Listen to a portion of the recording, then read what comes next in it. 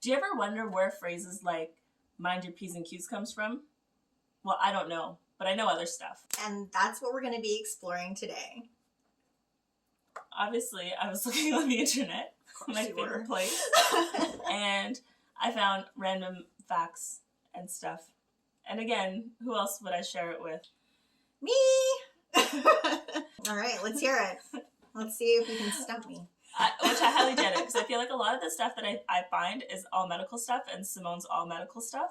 So we'll go with the first one, and then we'll see if I have a backup. All right, let's hear it. So, did you know the brain... That voice, though. Did you know the brain is 10% of your body weight? Around. Not exactly. I actually didn't know that. I didn't know that. I really didn't. No. My favorite is when I can teach someone something new. I love it. Usually she's like the SAT words is this girl. Like, and on top of that, did you know that it uses 20% of your body's energy in the day? No, I didn't know that. I don't know anything about like percentages of stuff. Yes. If there's numbers involved, don't even talk to me. Like I'm not good with that kind of stuff. Yeah. Well, I thought that was kind of crazy. So how do you feel about the fact that it takes 20% of your body's energy? Well, it makes sense, right? Because your brain basically does everything. It controls everything. So of course it would take up a lot of your body's energy to keep functioning and going, because if that doesn't work, well, we're just vegetables. Well, now it also makes sense. You know, when you're like, oh, I didn't do anything today, but I'm so exhausted. Because you've been in your head all day. Mm-hmm. Yeah. Got it. Makes perfect sense. Look at that. You taught me something new. I had no idea. I'm 20%? So happy about this. Yeah. Another day to note in my book. Oh, yeah. The day I stumped Simone. I don't know everything. Well, no, I feel like when it comes to medical stuff, I feel like you've heard something before, or there's been a case where someone had this and you knew, or, you know? Yeah. So I always feel like usually... But then I asked you something else the other day and you didn't know that either, and I was like, what? Yeah, again, medical stuff. Oh, it was the birthing stuff. You were like, I didn't know that. You know what? It's like, if it's not in my like regular thought process, I just don't know it. Plus, if it's not in your field, you're not necessarily always doing it. Yeah. It's not something that I think kind of about. like that whole like dentist and CPR thing. Well, I mean, if you no offense to the dentist. Sorry. No offense to the dentist. Love dentists. But it's a lot. No, but it's because like if you could learn anything really in school or wherever, but if you don't use it, you'll lose it. Okay, there. It's true. Don't use it, you're gonna lose it. Okay. It's true. What do you got for me? Okay. So a lot of the stuff that I found was drug related. You're trying to tell me something? No, things that I was drawn to, and it's probably just because I have like a healthcare bias or whatever. There's a lot of information about in the past where in like the 1900s with heroin actually being developed to be a substitute for morphine, because at that point they recognized that morphine was very addictive and very potent, and they were trying to find something that was less addictive and less potent, but boy were they wrong. Joke's on you. Yeah, because I mean heroin, it turns out, is about 2 times more potent and also highly addictive. Back in the, I would say like around 1890, 1900s, they were putting it in cough syrup. They were using it for all kinds of over-the-counter remedies for the cough syrup, back pain, insomnia. Nice. I bet it worked. Meanwhile, I'm sure it worked really well. But then, you had everybody just like dying for a hit. That's crazy. It doesn't stop there. Oh, wow. So there's also methamphetamines. They actually created that for weight loss. It makes sense though, right? I was going to say, I'm not condoning any of this. I'm not saying it's all good, but it's one of those things that at least it did work for what it was intended. Obviously the side effects sucked, but it worked for what it was intended. Well, because methamphetamines is an appetite suppressant. Nothing's working as it's intended. Like, we can't get fat loss pills Well, you for the can, life of but us. Well, I mean, ones that are very effective. Well, you can, but you have to meet certain criteria, and you have to go to a doctor to get like that's too much oral. work. Wow. A pill is not going to save you from your Never. weight issues. Like you gotta If only. work on yourself as well. We are making all this AI, but we can't lose weight. I know, right? Yeah, they also use the methamphetamines to treat narcolepsy because it's a stimulant, so it would keep you awake. You were skinny and awake. Yeah, and they'd also use it to treat asthma. For why? I don't know. You know what? It's probably one of those things like it dilates your. It must, yeah. Lung things. What are those nodules? You know, bronchioles. Yeah, there we go. I was close. See? What else do you have for me? Okay, my last one is very near and dear to my heart because it takes place in Colombia, which is my heritage, and also includes hippopotamuses, which I love. Yeah, I just had a random thought about hippopotamuses. Well, this is a random story. You can tell me your thought. Sorry. Do you remember that commercial with the hippopotamuses? It was basically about like not believing everything that you see on TV. Oh, the baby hippopotamus that I wanted. that would like live under your couch and come out at night. Yeah, and it would come out at night and like eat food or whatever. It just popped in my mind because you said hippopotamus. I wanted it. Colombia, obviously, the story is from the 90s because Pablo Escobar. And so anyway, he had his huge compound. It was essentially kind of like Neverland. Like, so they had their zoo, they had their exotic animals, they had a landing strip. I remember seeing and they had a million pools, but they didn't have the rides. Anywho, they took all the animals and they basically sent them off to different zoos because there was so many animals. What was the government going to do with these animals? So they sent them off to the zoos. And the one thing that they didn't send off was the hippos because it was just too hard to transport them. And so he had 4 hippos. He had 3 female and 1 male. So they left them there. And I think they left them there with the idea that they were just going to starve and die. Not great, but joke's on you, government. So now, fast forward, they actually reproduced and now they are basically moving out. And the worst part is when they report about them, they can't just call them hippos. They call them cocaine hippos. They keep Were they high on cocaine? Cocaine hippos? The hippos had nothing to do with it. They're innocent bystanders. Poor little cocaine hippos. By 2019, there was 65 to 80. It's a random number, and they're covering a space of 770 square miles. And then, now in 2020, there's around 90 to 120 hippos hanging out in Colombia. And it's really cool because there's hippos in Colombia, and they're thriving because there's no natural predators. Yeah, because they're very in this area. Actually. They've only had 1 case of attacking anyone. And the guy only got hurt. He didn't die. I distinctly remember. In Africa, there's like 100 and something a year. I feel like that is an information highlight that I remember from like some National Geographic or some animal so National Geographic actually made in 2013 a documentary called Cocaine Hippos. Oh. Again, we need to stop referring to them as cocaine hippos. That's horrible. No, but what I was saying is like the fact that there wasn't any incidences of anything except for that 1 person. I think hippopotamuses are historically, they're very hostile. They are. Well, that's what I'm saying. So like, it's shocking in that Africa died nobody. From hippo attacks. Yeah. Yeah, I think they just happened to be in an uninhabited area, and the guy who got attacked was a farmer, so it was like out. The funny thing is, like, after this guy got attacked, the government was like, okay, let's figure out how to contain these things, and then people were up in arms and like, no, leave them alone. Yeah, it's so crazy, but they're doing great there because the weather's great. They're having fun.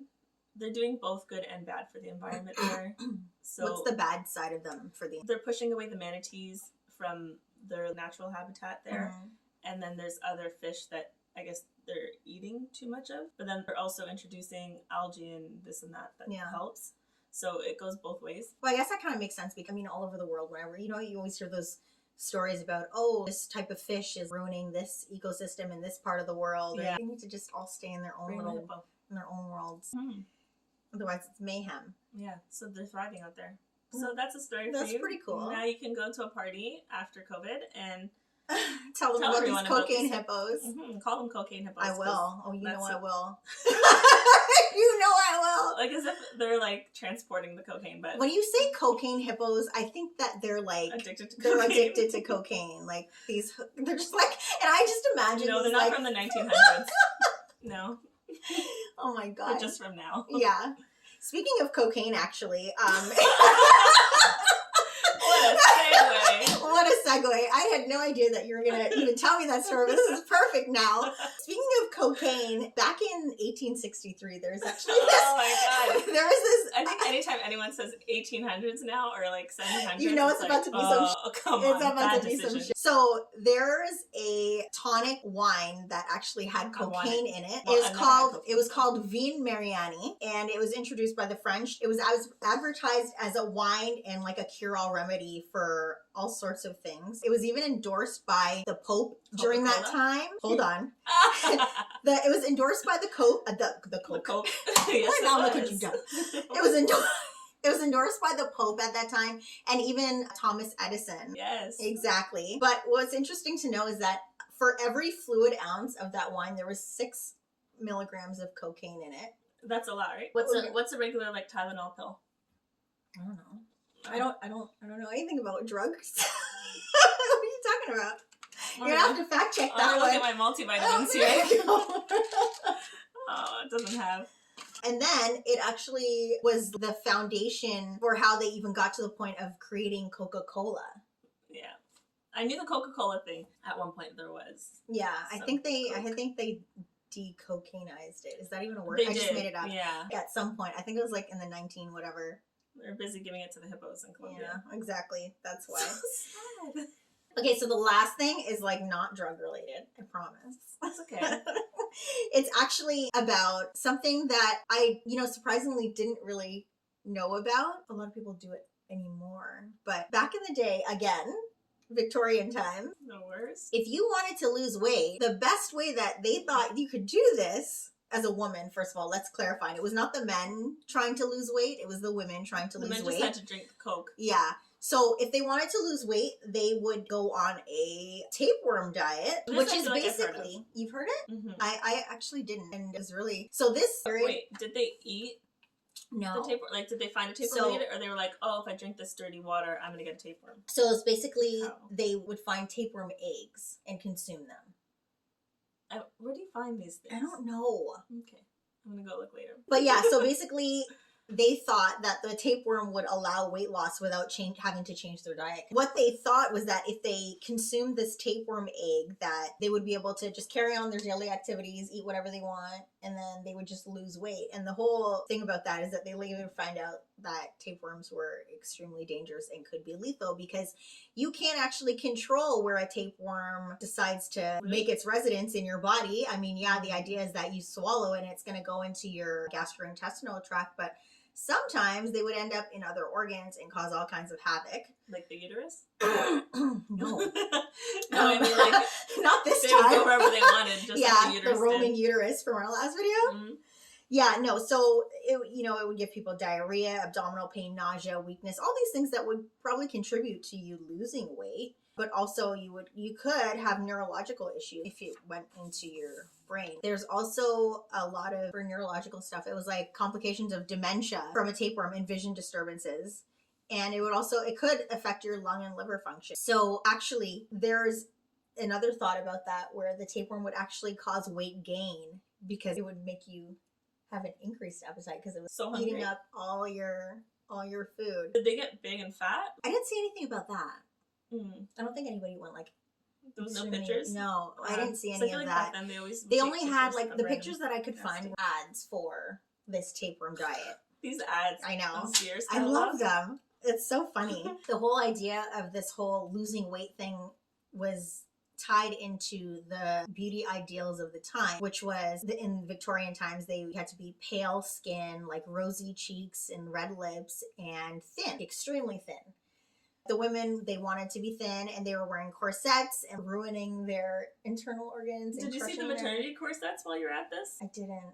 I saw I that. didn't. And I was like, she knows about it already. I actually didn't. So no. there was maternity corsets on top of this, so it had like a space. Well, I'm sure the pregnant ladies wanted to Hold be your snatched stomach. too. Yeah. Crazy. Anywho. Yeah. So then, yeah, they went to the extreme. So then here's the rabbit hole now. Okay, so we have the tapeworm diet, we have the corset. This beauty ideal that they were chasing after was actually modeled after the appearance of people with tuberculosis. Yeah. What do you mean it was modeled after? Like, they So said, basically, oh, you look so dead. It's so cute. Because at the time, TB caused people to not eat, like they would be thin. You would have this flush because you had a fever. And you were losing your hair, so you had thin eyebrows and sparse lashes. And basically, the victims of TB at the time basically wasted away until they were able to finally find some sort of treatment later on down the line. That whole TB look influenced the standard of beauty from 1780 to 1850. How cute. Let me look like you. Well, I don't think it's... Yeah. That's what they were... Yeah, essentially. If you could equate it to something now, like we're in this pandemic of COVID. I'm sure if COVID was back then, they'd be like, oh, how cute. You cough in such a cute manner. Yeah. And then we'd be all coughing for fun. It's just the way it was. It's yeah. So... it's nonsensical. And then so it even went so far as being like obsessed with this tuberculosis look. They seem to somehow in their weird research link delicate appearance as a susceptibility to TB. So it's like kind of like a weird relationship. So if you look sick, then you could possibly get it. Yeah. Well, and then you probably were going to get it because you had this tapeworm. You weren't getting any nutrition. You were poisoning yourself with all this makeup. Mm-hmm. Yeah, you probably were going to get it. That's basically it. Nice.